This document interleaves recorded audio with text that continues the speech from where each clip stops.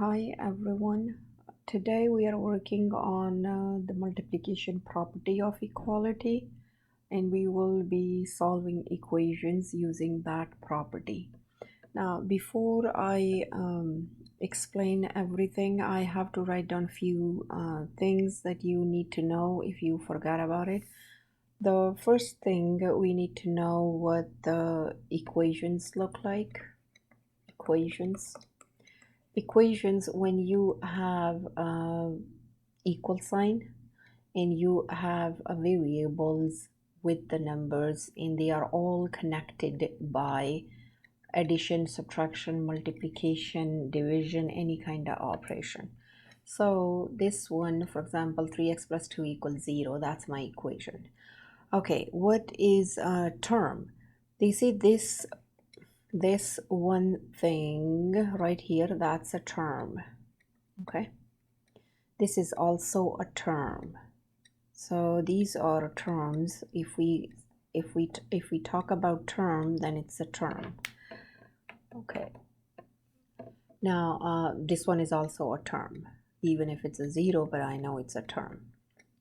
Okay, what is variable? You know, this acts as a variable. A variable is just a alphabet A through Z, anyone they can use.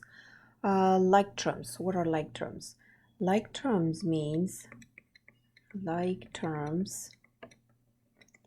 when you have same variables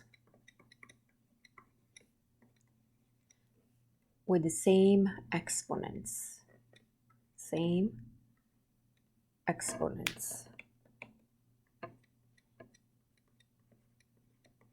variables and same exponents, then those are my like terms. For example, I'll give you example for it, like 3x squared plus 0.5x squared. They have the same variables and they have the same exponents. These are like terms.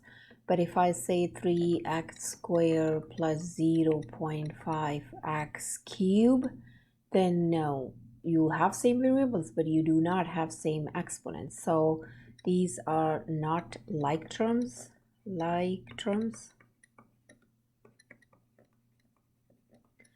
And this one is like terms. Both of them are like terms. Okay, what else we need to know? Distributive property. If I have, for example, negative 2x plus 3, this is a distributive property. You know, you have to multiply the signs first and then the term. Like I have negative 2, then I'm multiplying actually negative 2 with the positive x. So negative times positive is going to give me positive. 2 times x is 2x. And do not forget to multiply negative 2 with another term within the parentheses, because this negative 2 is multiplying with everything inside the parentheses. So I am going to multiply that. Negative times positive, I always multiply signs first and then the term. Negative times positive is negative. 2 times 3 is 6. This is my distributive property, so you should know that. Distributive property. Okay, now let me write down all the 4 steps that I have for solving an equations. First step is clear fractions.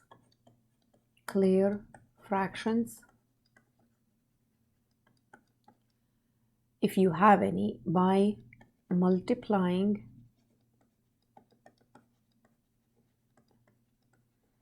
least common denominator with each term.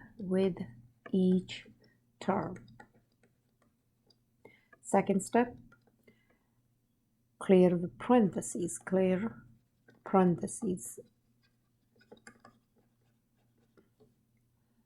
Using distributive property, the one I just showed you, this one, using distributive property.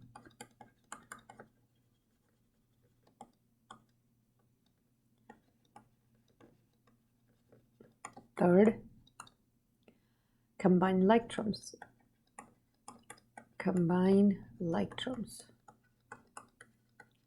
Okay, there is, I will explain that in detail. Number 4, isolate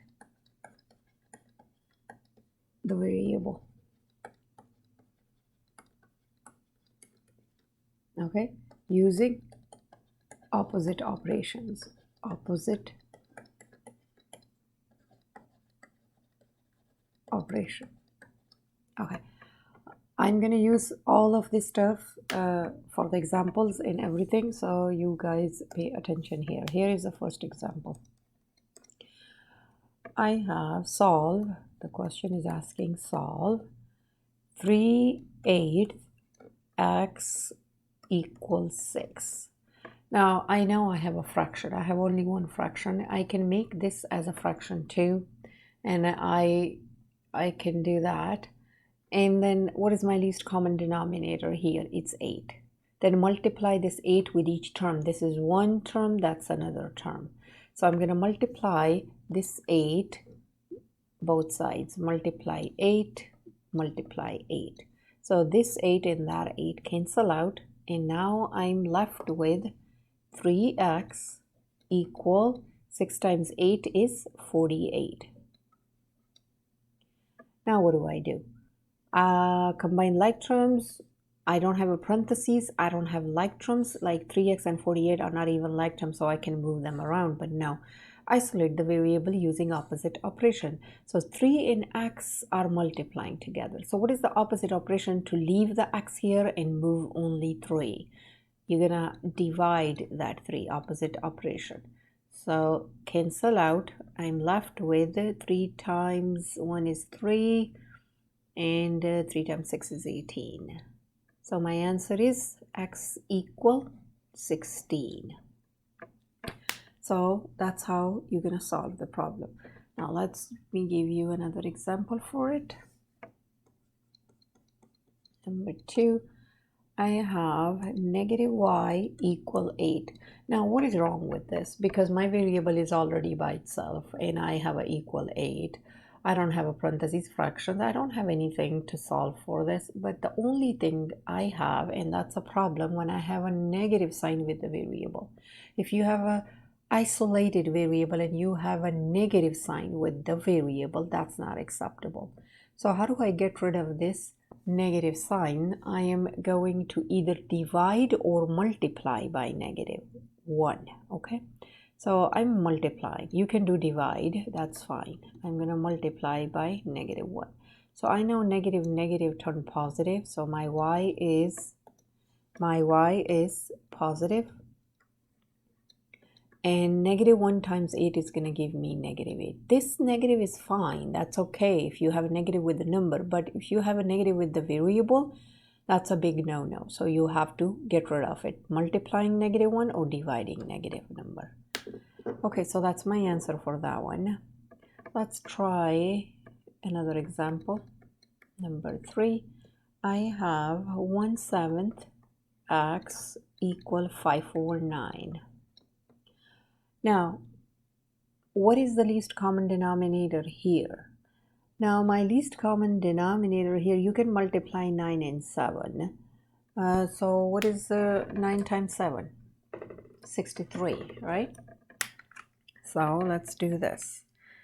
63. 9 times 7 is going to give me 63. Now, if you multiply 63 both sides, you can do that. Or you can multiply 7 both sides and then you can get rid of 9 by multiplying, if it makes sense. Or in this case, you know that we do not have any like terms here, not at all. So we don't have like terms, we do have fractions, but I can also make this 1/7 disappear and move it to the other side of equal. I can do that. So either you're going to multiply 63 both sides, or you can just multiply 7 and your x is already by itself. It's 2 different ways. If you go the least common denominator, in this case, okay, most of the time least common denominator is really easy in just few steps. This one is going to give me more steps if I multiply 9 and 7 as a 63, and I multiply 63 here, okay? So let's do 63 first and then I'll show you another way. So my least common denominator, 9 times 7 is 63. I'm multiplying this 63 both sides. So now 63 divided by 7, what am I getting? I'm getting 9 up here. You see, 63. You always make sure these two, least common denominator in the denominator that you have in the function, you divide these two. That's how I do it, okay? You divide. So when I divided it, I got 9. That 9 is going to multiply up here with the numerator. So 9 times 1 is 9x equal. Okay, let's do this. 63 times 5, or 63 times 5 is going to give me 315, or you can divide 63 divided by 9, which is giving me 7. All right, these two you divide. So if I divide, it's going to give me 7. That 7 is going to multiply up there. So 7 times 5 is 35. Now I'm going to make my x by itself, which is going to be division. So you divide 9 both sides, and your answer is x equal 35 by 9. If you want, you can simplify this further, like a decimal or a mixed number or anything. I'm going to leave it alone, and that's my answer. Now let's try another way. Like I said, I'm going to show you this another way. I have 1/7 x equal 519, right? If you multiply 7 both sides like that, this cancel. I'm left with x equal 7 times straight across. Like you can divide these two. If you divide 9 and 7, you're going to get some decimal. And so what I did, 7 times 5 is 35 divided by 9. And I'm getting the same answer right there. So either way is good. Okay, let's do some more examples. This example is number 4 actually. I have 3z minus 1 equal 26. Okay, this says solve. Now if you check, I'm going back to my steps right there. Clear the fractions. I don't have fractions. I don't have parentheses. I'm going to combine like terms. So let's go back and combine like terms. 3z doesn't have any like term, but I can combine 1. I can combine 1 and 26. But there is a problem, and this is what I wanted to explain. Do you see this -1 and 26 are on the opposite sides of equal, right? This equal is really a big thing. You can't just ignore that. So you're going to use opposite operations. If you want to move this -1, or if you want to move this positive 26 over here, either way you are using your opposite operation. Anytime you use opposite operation, if you're jumping over this equal sign. So what is opposite operation here? I'm adding 1. If this is negative, then it's add. It's subtracting 1, right? So it's adding 1. That's opposite operation. They cancel out. I'm left with 3z equal 26 plus 1 is going to give me 27. Then you divide 3 both sides, and it's going to give me z equal 9. And that's my answer. I made the variable by itself. And again, I used opposite operation since 3 and z were multiplying, so opposite operation is division. Okay, let's do another example. 5, sorry. I have 12x plus 30 plus 8x minus 6 equal 10. Now again, I don't have parentheses, I don't have fractions, so I'm not using the first 2 steps. But the third step said combine like terms. So yes, I do have like terms. 12x is a like term with 8x, and you can tell both of them has positive signs. So 12 plus 8 is going to give me 8, 9, 10, 20x. Okay, now I already know that 30 and 6, I can combine them. But should I be using opposite operation if I'm adding 30 and subtracting 6? No, not at all, because they are on the same side of the equal. The only time we are using opposite operation if you are jumping over the equal sign. So 30 subtract 6. 30 subtract 6 is going to give me 24 positive. Equal 10, right?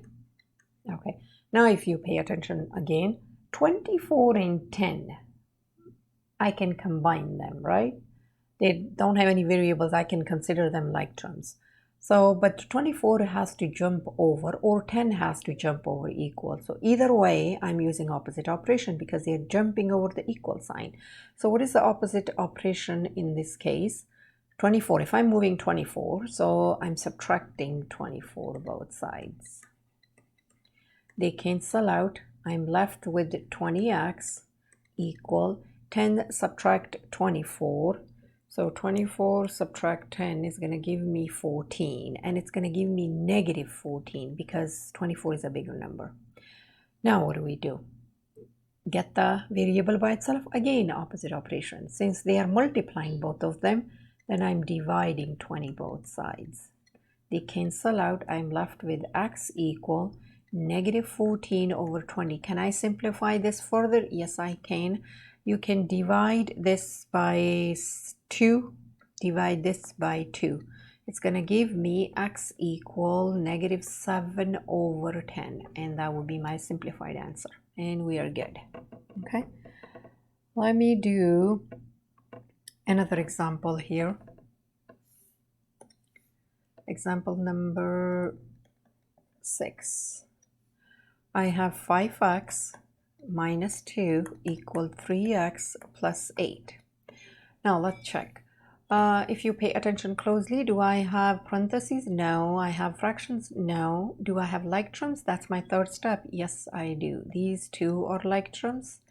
And I can say these two are like terms. Just consider that like terms, okay? All the numbers. So let me solve 5x and 3x.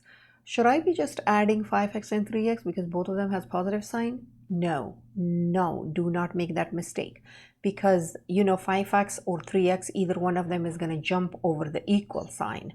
And when we jump over the equal, it means opposite operation. So in this case, since I like my variables on the left side, so I'm going to subtract 3x. I'm going to subtract 3x. They cancel out. 5 subtract 3 is going to give me 2x. Now 2 and 8 are again like terms, and I'm going to use a color green. 2 has to jump over. So like I said, I'm keeping my variable on the left side. So I'm adding 2 because this has a negative sign. So I'm adding 2. They cancel out. I'm left with 8, 9, 10. Now what do? Make the variable by itself. How do I make the variable by itself? They are multiplying. So it means I'm dividing 2 both sides. They cancel out. I'm left with x equal 5. And I got my answer, x equal 5. Okay, let's do one more example for example number 7. Example number 7 is I have 3x plus 6, parentheses close, equal negative 3 plus 7. Okay, so if I'm doing this, let's try. Do I have fractions? No, so ignore that first step. Second step, clear the parentheses. So I am going to clear the parentheses. This one is positive. Make sure that you have all the signs there. I'm going to multiply positive 2 with positive 3x. Positive times positive, always multiply signs first. 2 times 3 is 6x. Again, positive 2 times positive 6 is going to give me positive 12. Okay, should I be applying opposite operation for these two, subtracting? No, because they are on the same side of equal. They are not jumping over. Jumping over is the only thing that you apply your opposite operation. So plus 7 subtract 3, what am I getting? 4. There. Now what do? You can tell I don't have third step is combining like terms, and I can combine this and that. They are like terms. I mean, they are numbers, so I'm considering them like terms. 6x, you subtract 12, you subtract 12. So they cancel out, and I'm left with this. 4 subtract 12 is going to give me negative 8. Now make the variable by itself. So you divide 6 both sides. It's going to give me x equal negative 4 over 3 when you simplify. You divide by 2, divide by 2. So it's going to give me negative 4 over 3. And that's my answer for this question. Okay, let's do some word problem here. If you guys read this question very careful, okay? If x is the first of 4 consecutive integers, express the sum of the 4 integers in terms of x, simplify if possible. Okay, if x is the first of 4 consecutive, what does consecutive means? Consecutive means when they go in order, like 1, 2, 3, 4, 5, 6. Those are consecutive numbers, integers. Then if x is the first consecutive integers, then what is the second one?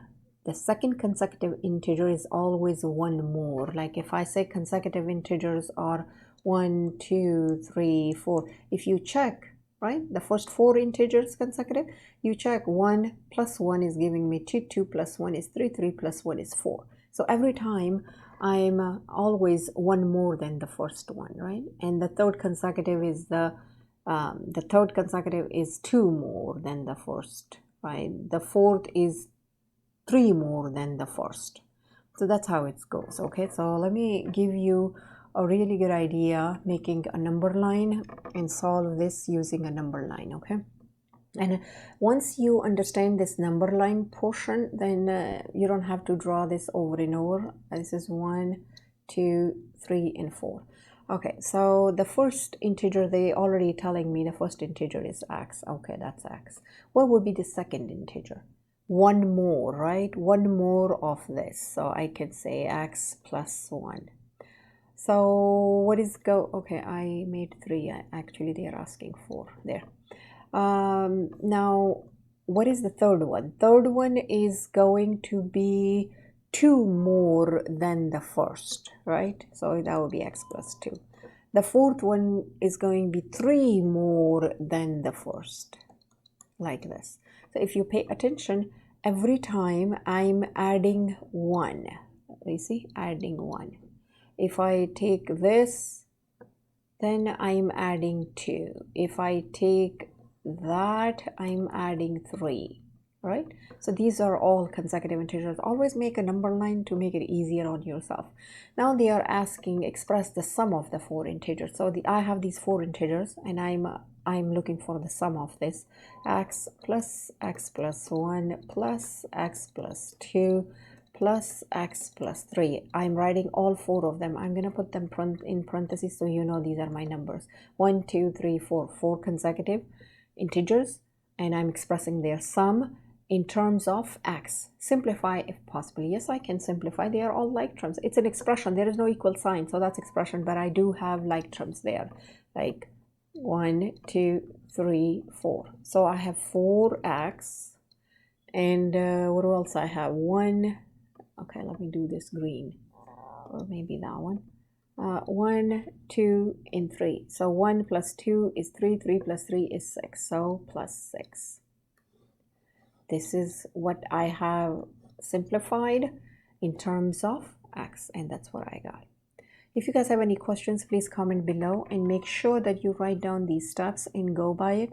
If you have any difficulty solving the questions, or you have any questions that as a homework that you can do it, please let me know, and I will make sure that I make a video for you guys and post it. Okay, have a good day.